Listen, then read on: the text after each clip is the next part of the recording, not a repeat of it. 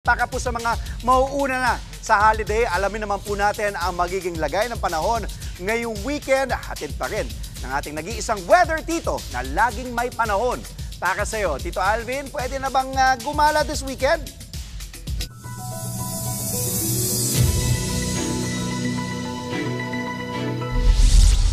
Good morning, Andre, at good morning mga kapatid. Weather update po muli tayo. Kasalukuyan ngang nakaka-apekto muli yung ating tinatawag na Intertropical Convergence Zone. Yan po ay nagdadala ng mataas na tsansa ng pagulan at mga posibleng thunderstorms sa malaking bahagi na po ng Mindanao at eastern section ng Visayas. Samantalang, ang natitirang bahagi ng ating bansa ay patuloy na makakaranas ng matinding init ng panahon at alinsangan dulot ng tinatawag nating easterlies. Sa katunayan, kahapon nakapagtala pa rin tayo ng matataas na heat index sa malaking bahagi po ng Luzon. Pumalo yan sa hanggang 45 degrees Celsius diyan po sa area ng Pangasinan. Naglaro naman yan sa hanggang 43 degrees Celsius dito po sa area ng Tayabas, Pasay, Cavite, kasama na rin po dyan ang Western Visayas at maging dito sa area ng Mindoro.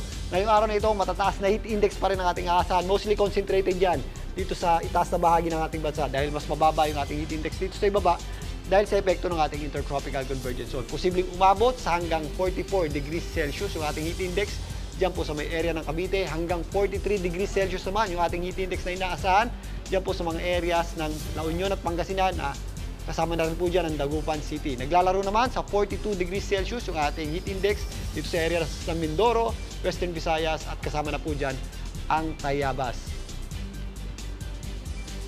Dito po sa Metro Manila, sa mga mauuna na sa biyahe, maganda at mag-ingat pa rin po tayo sa matinding init ng panahon, lalong-lalo na sa tanghali. Pagsapit ng hapon, mas nagiging maulap naman ang bahagya yung ating panahon at nagkakaroon tayo ng breezy conditions.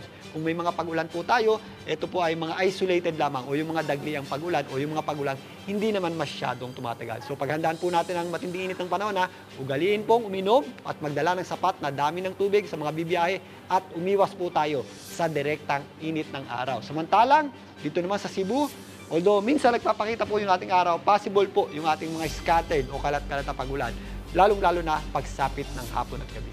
Samantalang dito naman sa Davao, magpapatuloy po ang epekto ng ating Intertropical Convergence Zone ngayong weekend. Kaya possible po o medyo mataas yung ating tsansa ng mga pag-ulan at thunderstorms. Again, mag-ingat po tayo kapag meron tayong nararanasan thunderstorms dahil biglang buhos po yan ng malakas na pag-ulan na may kasamang pagkulog at pagkidlat at posible po yung magpabaha, lalong-lalo na sa mga low-lying areas at posible rin magdala ng landslides sa mga areas na malapit sa bundok. At yan muna ang ating lagay ng panahon. Muli, ito po ang inyong weather, Tito Alvin, na laging may panahon para sa iyo. Mga kapatid, Maui David po. Simula ng inyong araw na may alam at may pakialam sa mga may init at umaaksyong balita sa bansa.